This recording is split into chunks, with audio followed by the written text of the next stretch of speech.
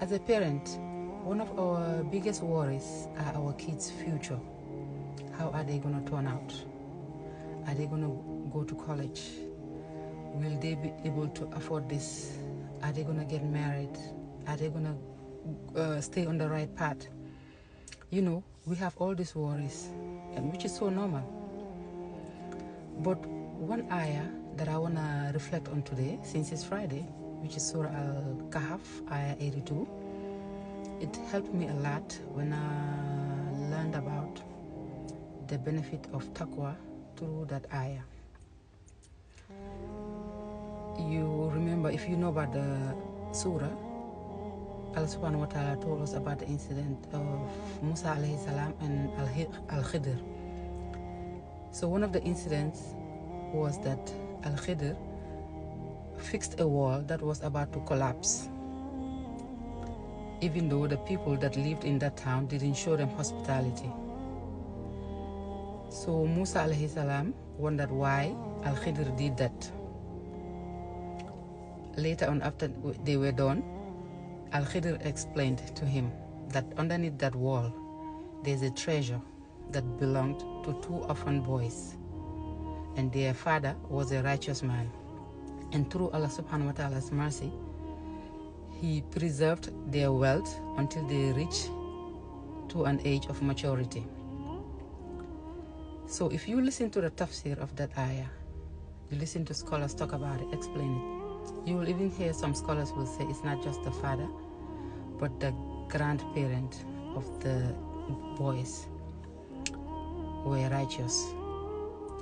So you learn from that the benefit of being a righteous person, the benefit of having taqwa, God consciousness in one's life. I learned from this ayah that when you have taqwa, Allah protects your kids, your grandkids. Allah subhanahu wa ta'ala can protect a whole progeny just because one person was living a righteous life. I learned from it also that Allah subhanahu wa ta'ala protects your kids because you are righteous.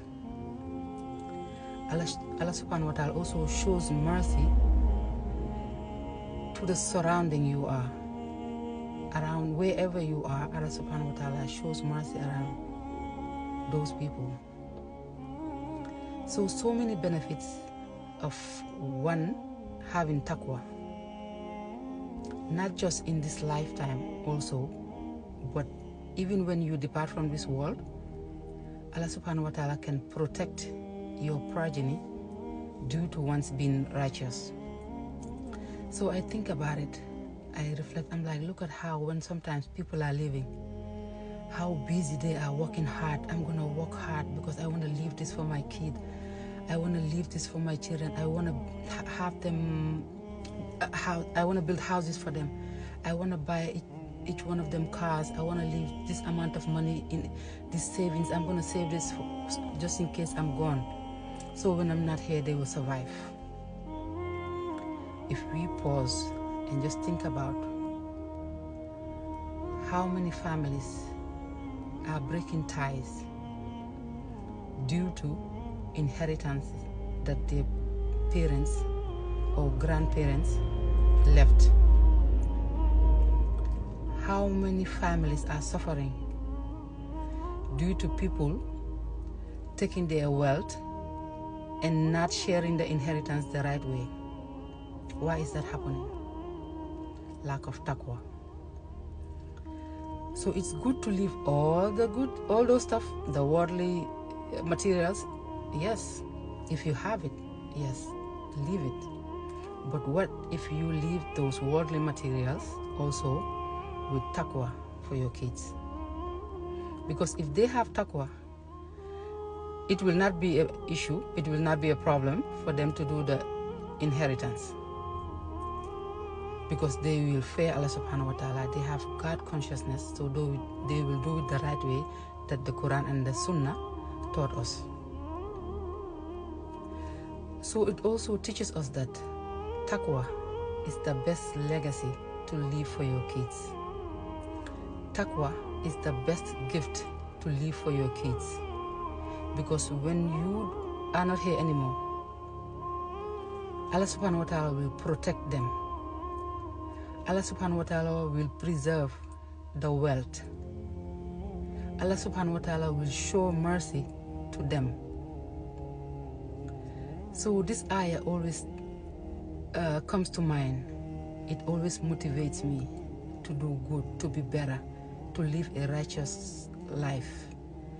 Because I want my kids, when they do not see me anymore, to be protected by Allah subhanahu wa ta'ala, to be shown Allah's mercy, for Allah subhanahu wa ta'ala to preserve any type of wealth that they have. So isn't it time for us to reflect and learn about the benefits of taqwa? If we say we really love our kids and we want them to survive when they do not see us again, let's leave the legacy of taqwa for our kids. Let's gift our kids the gift of taqwa. So when we are not here anymore, Allah subhanahu wa ta'ala will grant them his protection. May Allah subhanahu wa ta'ala grant us all taqwa, grant it to our kids, and preserve us and preserve them. Help us with the fitna of this dunya. Allahumma ati nafsi taqwaha wa zakkiha anta khairu man zakkaha anta waliyuha wa maulaha. Until next time, assalamu alaikum wa rahmatullahi wa barakatuhu.